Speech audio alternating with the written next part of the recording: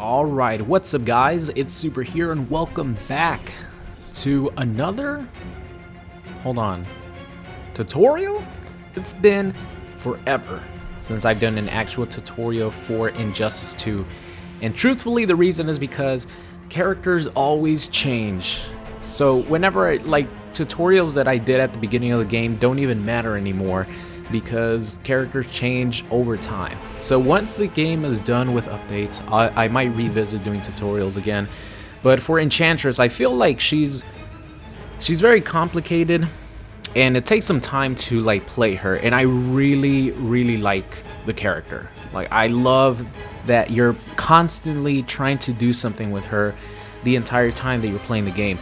So I kind of wanted to come here and break down the character, give you guys some tips on how to use her, a couple of combos, a couple of setups, you know, a basic tutorial for Enchantress. So let's get started here with one of her most, I guess, important moves, which is her stand 1. And the reason it's so important is just because it has so much range, and it leads you to a meterless combo potential.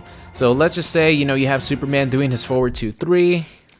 Here, we could actually make him do that. You know, he's gonna do forward 2-3 or something like that. You know, if you back up here, you could actually get a full combo, just, you know, spacing your stand 1 correctly. And since it is very fast, I think it's 7 frames.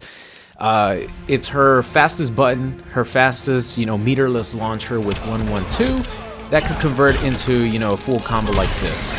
So her stand 1 is really good. Just learn the range of it. You know, it's pretty much a little bit inside character length. So this is like character length, or what you would call like character length, because this is what you start off with. It's just like a little bit inside, just a tiny bit like that. You know, just right inside character length, and you know, you could combo into whatever you want. You could do meterless combo, or you could go for an extended combo by meter burning your forward 2-3. Alright, so let's move on here. Her low is pretty good because it leads into a safe combo string, and if you want to try to commit into a launcher, you have to do back 1 into her launcher move, because if you try to do it from this, it's not going to work. The opponent falls off. But the cool thing about it is it's a low starter that does, you know, 129 damage, is not bad at all, and it's completely safe on block. And look at the range on this, right? So this has incredible range. This has even more range than her stand 1. It has, actually it's probably about the same, because, you know, she shoots out a magical spell from her hands, so she has incredible range with some of these attacks. And as you guys see, I'm not even like that close to him, but her kick reaches far enough to do one of these wall bounces, which then, you know, she gets a ton of damage without even have to spend meter. Easily, you know, she easily gets, what, 350? Almost 370 damage for no meter. And of course, you could add meter if you want into that combo to extend it for over 400 damage. So having this back 1 is really good. Of course, back 1, 2, 3 is the entire string, and it's completely safe. You could cancel back 1, 2, you know, for any special move, you know, if you want to do that.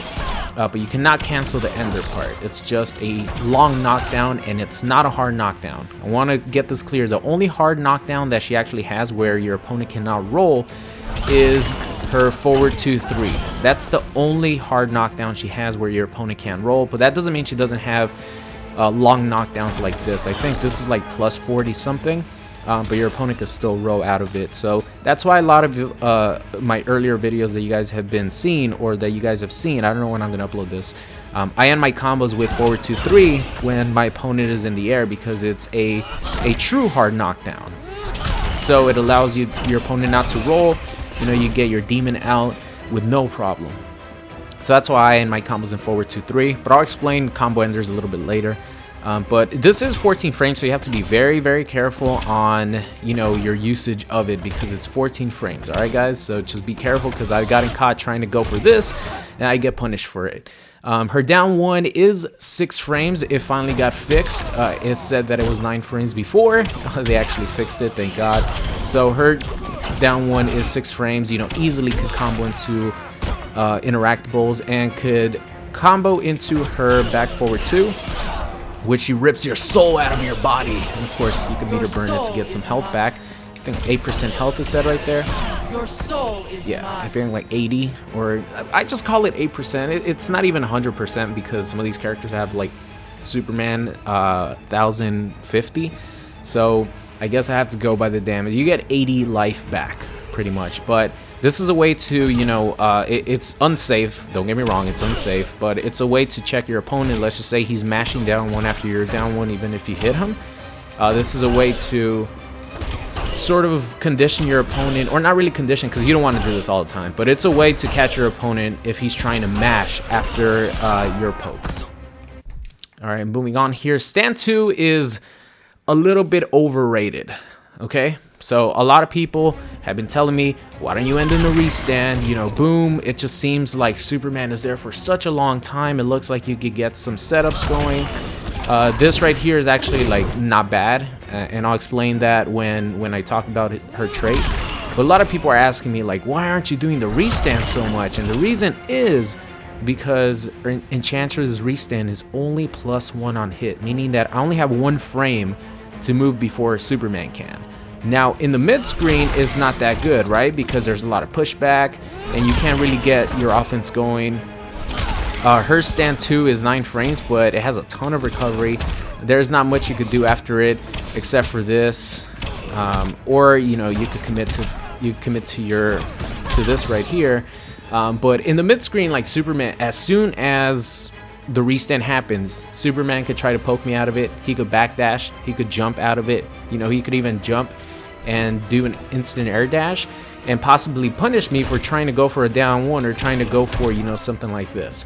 So in the mid screen, I don't think the restand is really worth it. Maybe if you're trying to do that, because as you guys see, if your opponent like sits there and respects it, then it becomes a thing. But if your opponent is smart enough to realize that it's just +1 on hit and he could backdash from it and, you know, pretty much do multiple options to get out of that situation, it's not going to be that good. But in the corner, it's a little different because there's nowhere for Superman to backdash.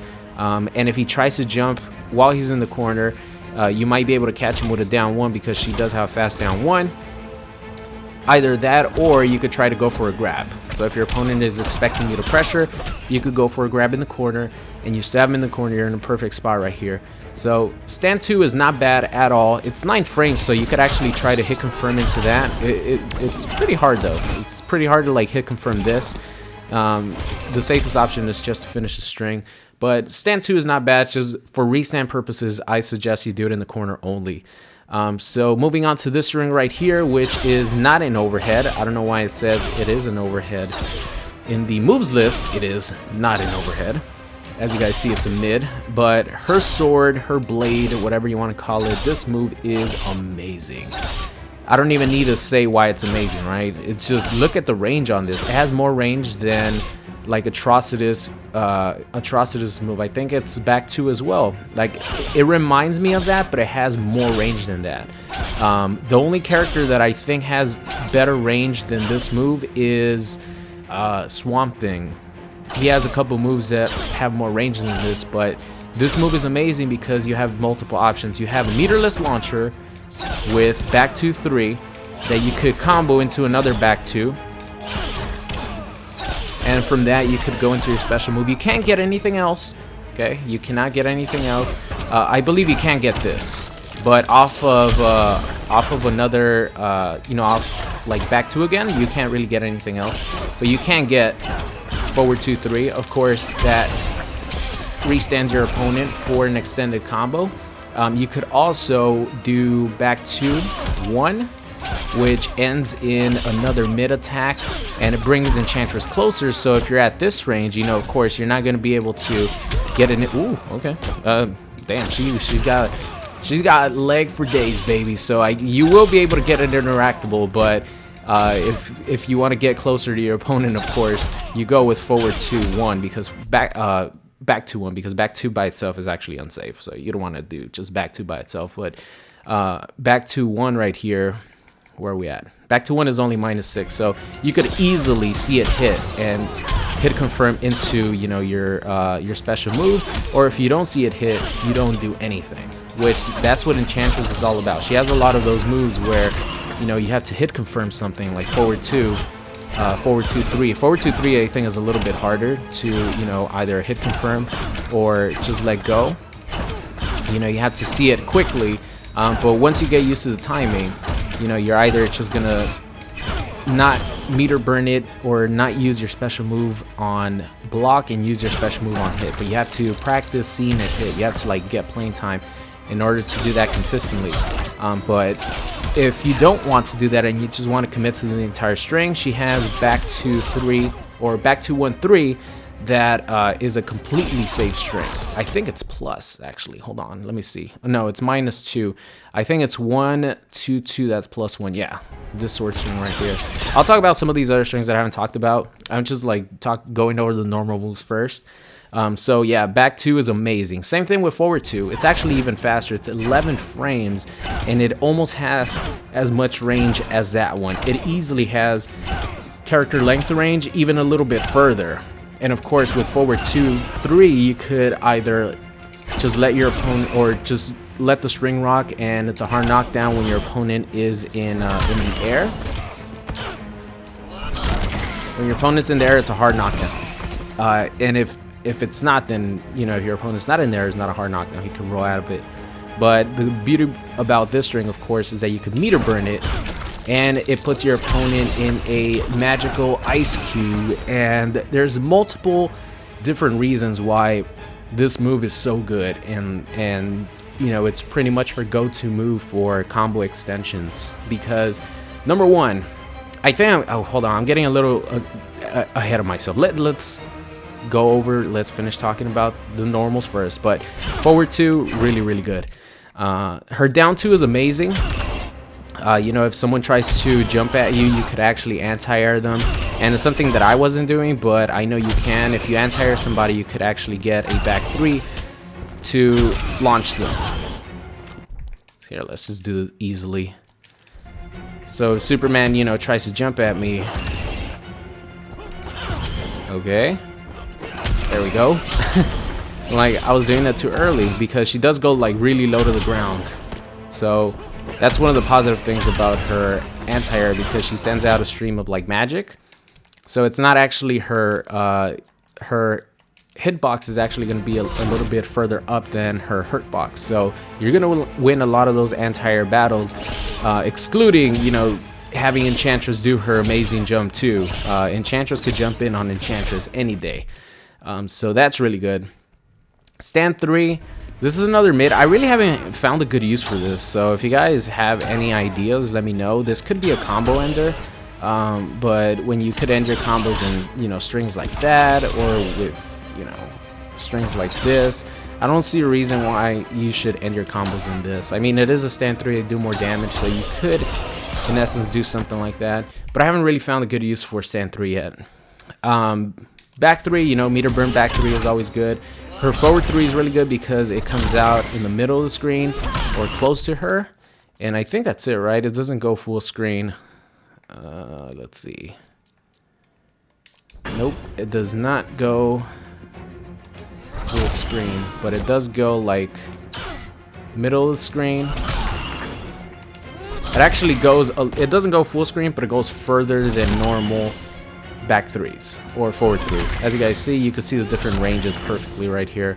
Further away, middle, and then close. So depending on where your opponent is at, you know, if you want to do something like this, of course you're gonna want to do the far away one.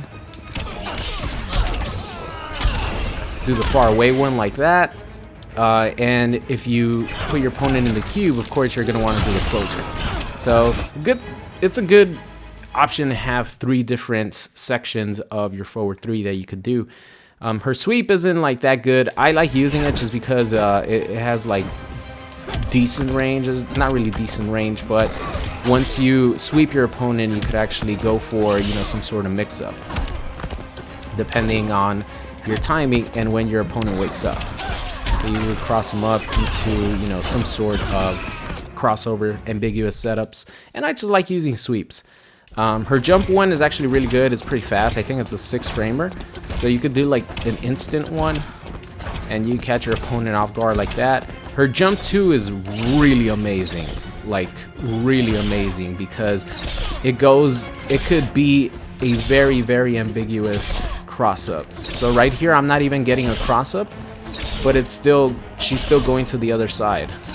Now that's a cross up. See, that's why jump-in attacks like this and like Starfire's jump 3 are really good, because this is not crossing up. He has to block it on his side, on the normal side that I'm at. But then if you do it a little bit deeper, then you get the cross up. But it's very hard to tell what direction you're gonna have to block in. So her jump 2 is amazing. Also, you could like instantly do a jump 2 and still continue your combo. Something like Harley Quinn and like Black Adam, they have these jump-in attacks that have so much hit stun that you could do an instant one and still continue your combo. Something like this.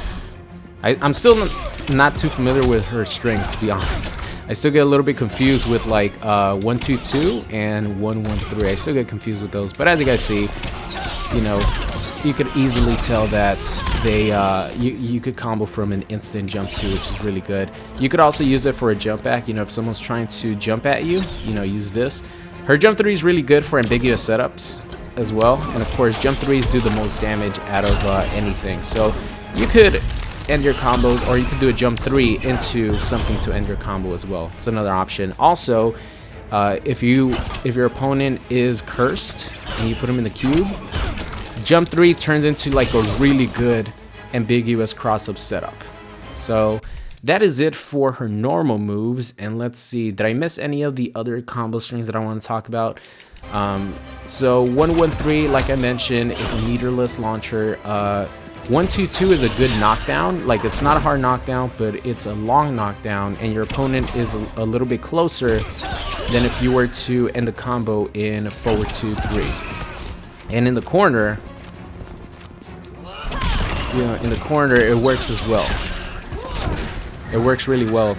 Same thing with forward 2-3. I like doing forward 2-3 just because you absolutely cannot roll out of forward 2-3, but this is another good option to do this. And as far as like combo enders, you can end it in 1-2 into the soul. I don't even know what the move is called. Soul Extractor, let's call it that. So that's probably your best combo ender right there. Let's see what else. And also it's only -1, and I believe you can't backdash it. Actually, you can backdash the last part. It's 1-1-2 that you can backdash. Let's see. Okay, so these are, I want to talk a little bit about these. These are interesting right here, because stand 2, stand 2-3, and stand 1 are like very interesting moves, because it's kind of like a stance move. Like, compare it a little bit to like Poison Ivy stance. Like, you could hold stand 2-3, you could hold the 3, and if you hold it all the way, it turns into an unblockable attack. But you could forward dash and cancel, or you could back dash and cancel it when you're holding it. And the best one is you could press down and cancel it, and it cancels like really fast. So you could either let it go normally, you could hold it for an unblockable move, or you could cancel it and you sort of play a little bit of mind games there on if you're gonna let it go, how long are you gonna let it go, etc. And another layer to that mind game is stand 2-1, which is a parry. So I'll show you guys right now. I'll just have him block, have it hold it there.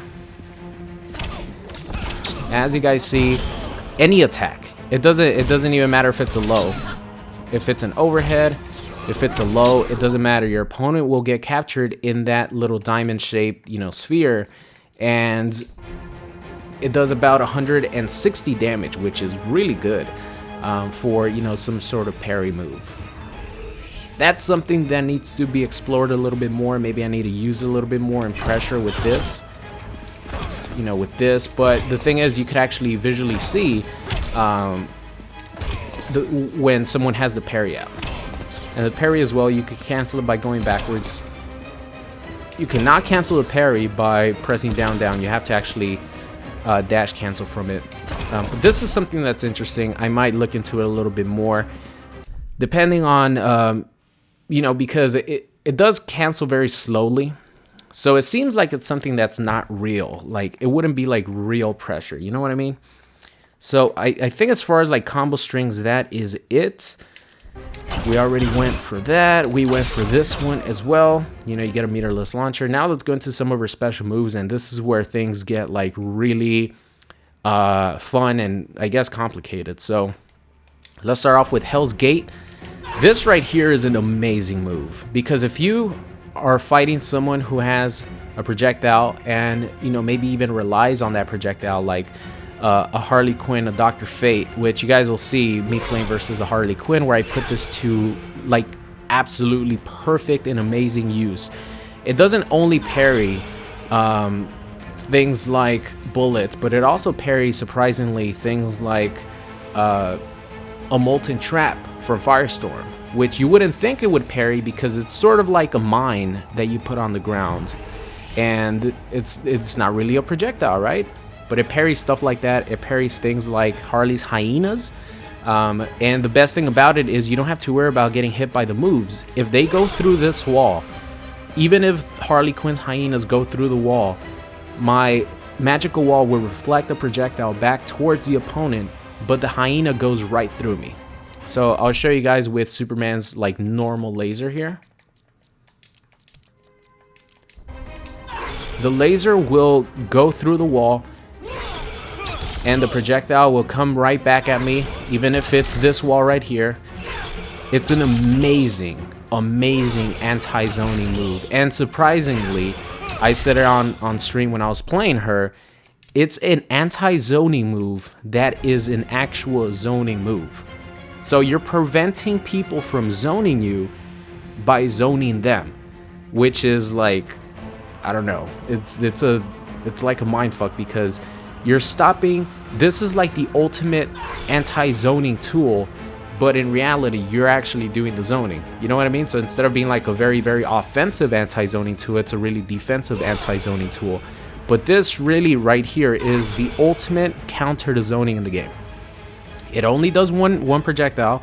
So if, like, for example, Deadshot does his turnaround wrist cannon, where he shoots multiple projectiles, it's only gonna stop the first one. Then the other, like, I think it does 5, so the other 4 bullets will hit, but the first one won't, and it'll still reflect the projectile back at Deadshot. So it only does one projectile, and you have to be very careful on who you use it versus, because there's matchups like Black Adam and Aquaman, who I think are the absolute worst matchups for her, because not only do they, you know, they could outspace her, but really what she wants to do is put the spell on you, put this wall up, get the demon going, you know, try to go for some mix-ups. But with Aquaman and Black Adam, you cannot do that at all, because Aquaman has From the Deep, Black Adam has the lightning, I forgot what it's called, I think, let's just call it lightning, whatever. He has the low lightning that he could do, and those do not get parried. So you really can't do anything as Enchantress but go in. And then those characters are very, very good when played defensively, especially Aquaman. Man, he could just walk back the entire game, and you don't need to, or he doesn't need to do anything but play very defensive, and you're the one who needs to approach him. But she's not an offensive character. Like, she's not the best character when she's trying to approach. She's a good character when you're trying to go to her and play her game, because she's very she controls space really well, and when her demon is out, she can be a very good offensive character, because she does have, you know, low overhead mix-ups, crossover mix-ups, stuff like that. But if the opponent's walking back, the demon's just gonna end up dying and, like, you know, being a waste. So you have to be very careful what characters you're trying to use this wall against a lot. But the wall is amazing, really, really fun. Moving on here to her Astral Soul Rip. Let's just call it Soul Rip. The Soul Rip is really good because it has a giant radius, as you guys see, beyond character length. It also anti-airs people, so Superman is like jumping towards me. So if he's like jumping towards me, you know, I could do this and catch him out of the air for, you know, 120 or 24 damage. And if you meter burn it, you get 80 damage of health back. So really good move. That's your best combo ender, unless you're gonna go for a hard knockdown or some sort of knockdown setup for, you know, one of your demon calls. You always want to end your combo in the soul rip if you want to go for max damage. All right, moving on here to spell protection. This one's an interesting one because this kind of like breaks the game in the sense that, let's just say, I know you guys have had it before where you're down like 300 life, right? And your opponent is hitting you with one move at a time, so you can't clash until you reach around, let's just say 100 or under, like 80, where you can't take multiple hits and you still have 4 bars of meter. I've died so many times with my clash and 4 bars of meter because I can't clash anymore because I can't take 2 hits. So what Enchantress has is her down 2 move, and while she's in this, you know, stance right here, any damage taken will be absorbed through her super meter instead of her actual damage, which is really cool. As you guys see, oh, she's blocking. Stop blocking, please.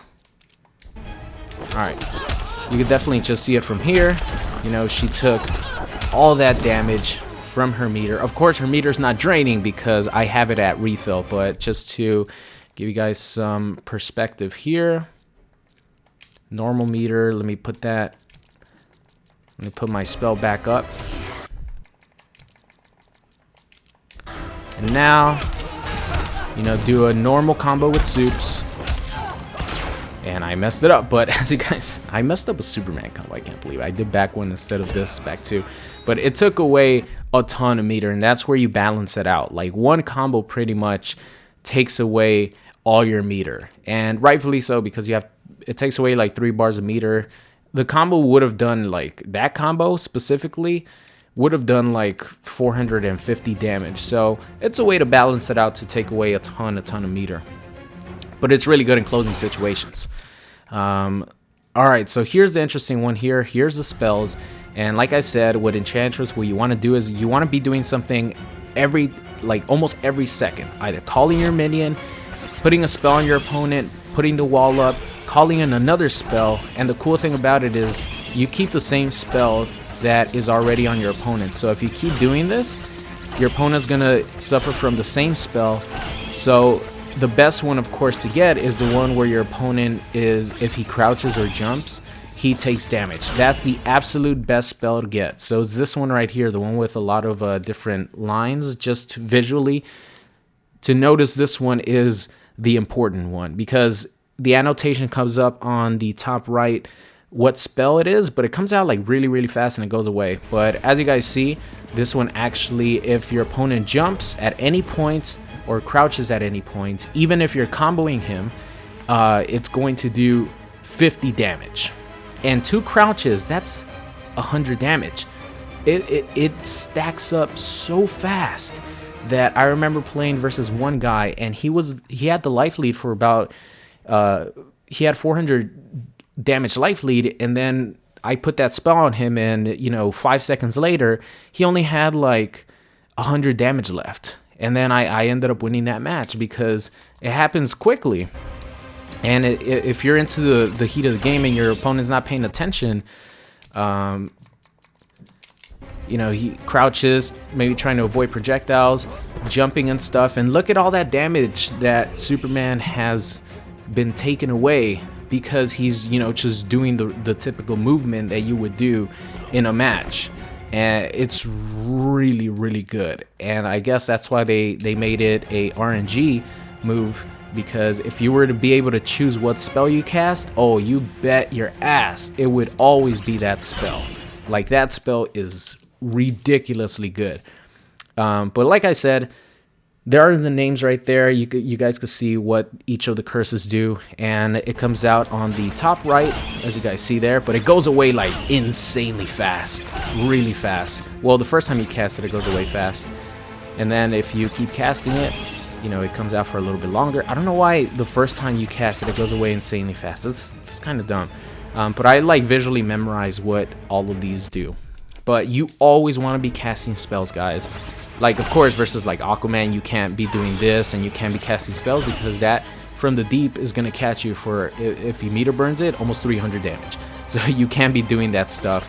But for a lot of characters that have projectiles, like Harley Quinn, I played against a Harley Quinn player and I just had him stuck. Putting the wall up, you know, casting my spell on her, putting the wall up, you know, she kept damaging herself when she got this specific spell on her, and it was just a crazy like prevention of zoning that I was just laughing because it was beautiful. So the spells are really important. Oh, one thing that I want to talk about with the spells, I almost forgot. So like I mentioned before, if your opponent has a curse on him and you get this restand, you are actually able to mix your opponent up, because normally, as you guys see, he's gonna fall off, and he doesn't only fall off, he falls off and he's still in the combo state until he falls to the ground. So you can't even like mix him up in the air when he's like moving. But when you have a curse on the opponent, you could actually go for a mix-up situation just like that.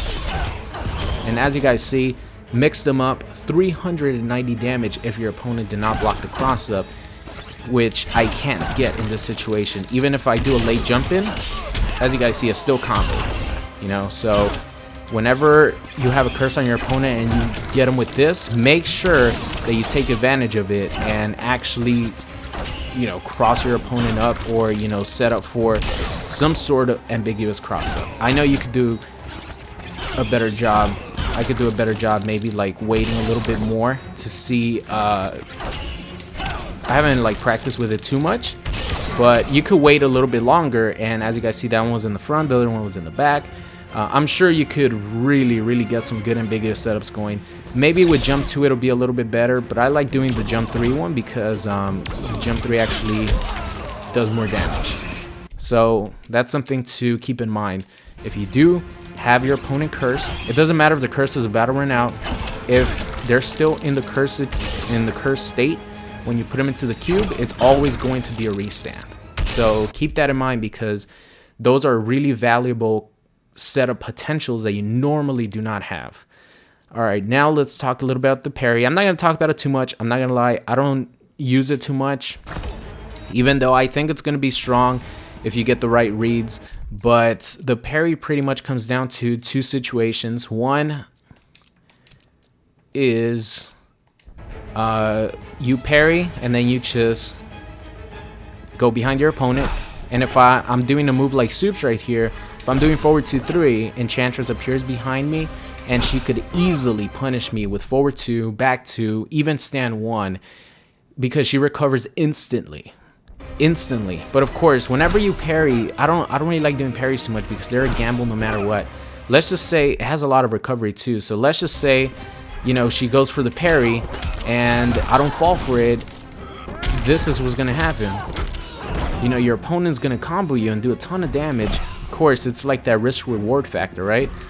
But the good thing about doing Enchantress's parry is that it actually goes into a full combo. Now she has another one where if she's holding up, she actually comes from the sky, and she comes from the sky here. I think I'm gonna do this one with Soups. She comes from the sky, so you could get like some sort of jump in. How do you do it? Okay.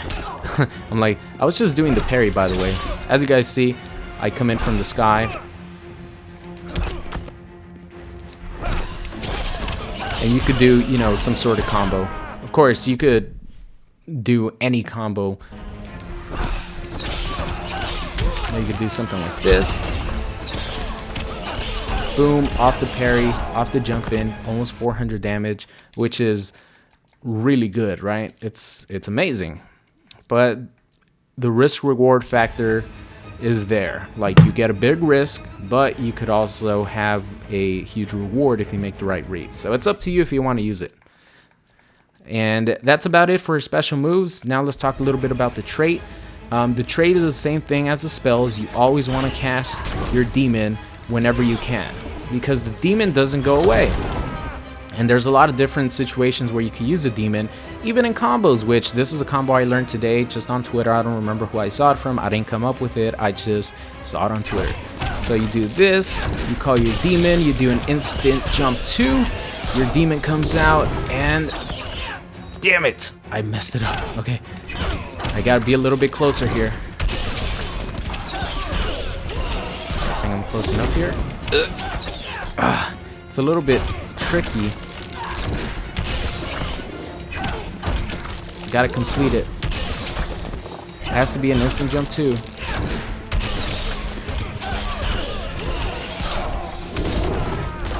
Damn it. Do it, please. But the point is, you could do moves like this, which look really cool.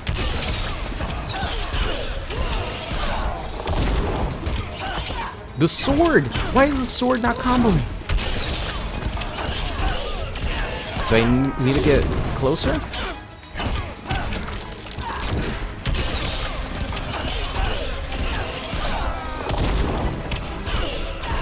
We'll just leave it at that. For some reason, the sword wasn't like going forward, but you guys get the gist. I know that it's possible because I've actually done it, but now, of course, when I'm recording the video, I can't do it. There, that's what it is. So that's like 350 damage, and it looks really cool, like you summoning the demon. Looks awesome, right?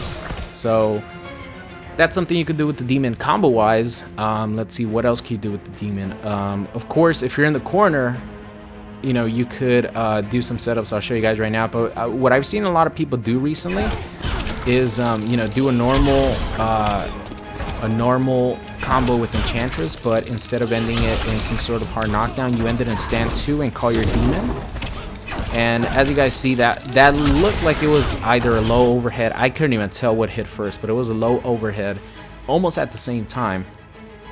And that's what people are doing. But the thing is, you could always jump out. You could always, you know, try to challenge the demon. But the cool thing about the demon is the overhead hits twice, almost immediately. So it hits the overhead, but then the explosion comes out, and it's a double hitting move. So this breaks armor. And I had to learn this the hard way when I was fighting versus another Enchantress.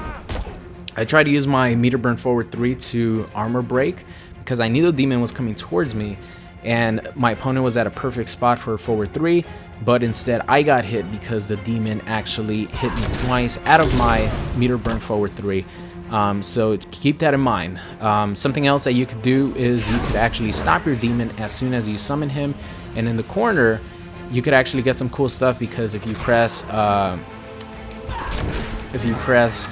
down forward trait, you actually make the demon explode. It sends your opponent launching. Another cool thing, when you stop him, you could actually do the motion again of stopping him, but you can move at the same time. So you don't need to command your demon. As you guys see, she's gonna snap her fingers. She has to do that to make the demon explode. But to make the demon move again, she doesn't need to do anything. So you could get setups like that, where, as you guys see,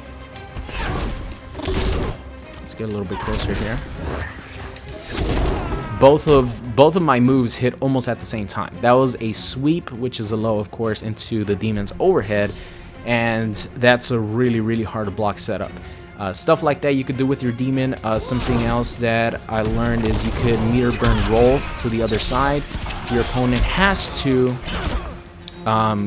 you know, guess, or he has to block the other way whenever you meter burn roll, because of course the demon is on the other side. So if he's blocking in the direction that he was walking, he's gonna get hit. Of course, something else that you could do is do a jump in. You know, you guys hit almost at the same time, depending on, you know, what range you're at. And any of this, you know, you could get into a full combo. You don't even need to do a jump in at that point.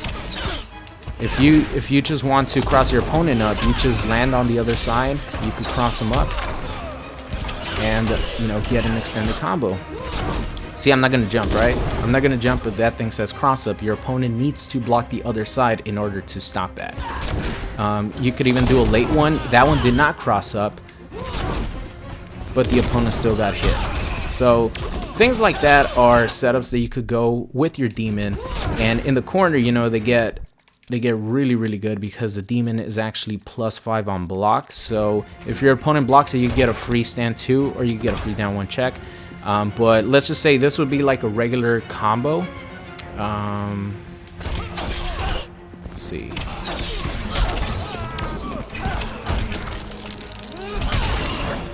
What combo should I do? Let's just do a basic combo like this, right?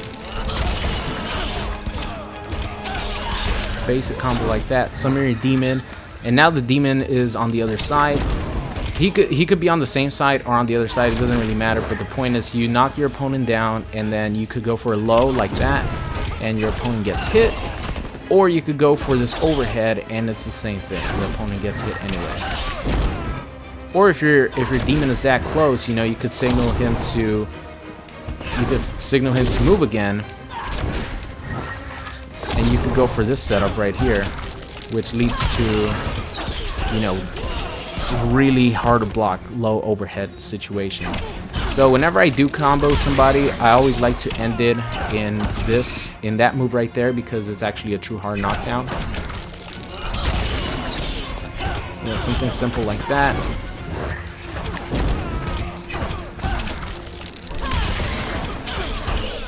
That's a nice little sequence there if your opponent gets opened up. Of course, if he blocks it, you're still +5 on block, which is really, really good to have. And again, knock your opponent down.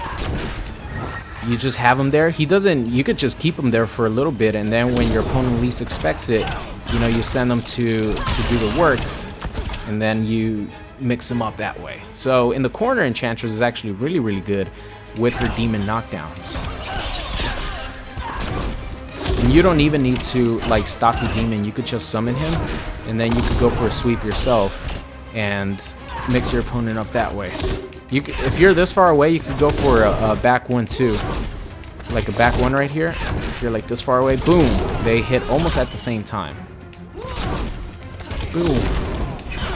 Then of course you combo your opponent. Easy peasy. But to get people to the corner with Enchantress is a little bit difficult, because, you know, what she wants to do really is set up her wall, put the spell on you, you know, keep trying to put the spells on you, send out her minion, keep doing another spell, you know, stuff like that. But that doesn't mean that she doesn't have any offense whatsoever. I think she has potential in the corner to do a lot of damage. So I think that's going to do it, guys. I showed you some of the bread and butter. You know, if you open someone up with this, you could get combo like this, you know, something simple, or you could do this one. That's a pretty easy meterless combo right there. I showed you guys the one in the corner. If you get someone with this, I would do back 2-3, and then knock them down with that. Boom, minion, bam. Some good damage right there for a low into a minion that would be +5 if they block it. So that's pretty good right there. And the mid screen, I already showed you guys the demon combo already. Let's do it again, shall we? It does look cool.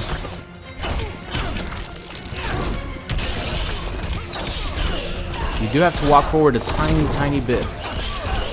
A tiny bit, but it looks really nice, and I believe that might be the most optimized damage that you could get for this specific move, because normally it doesn't do like a ridiculous amount of damage.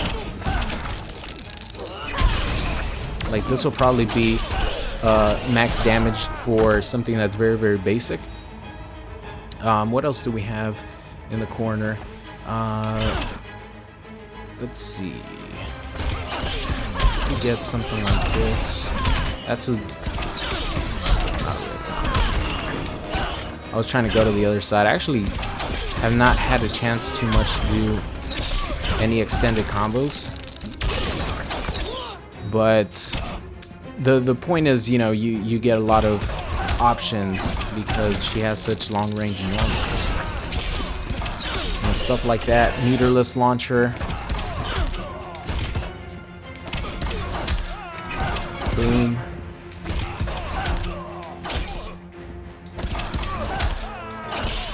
Stuff like that.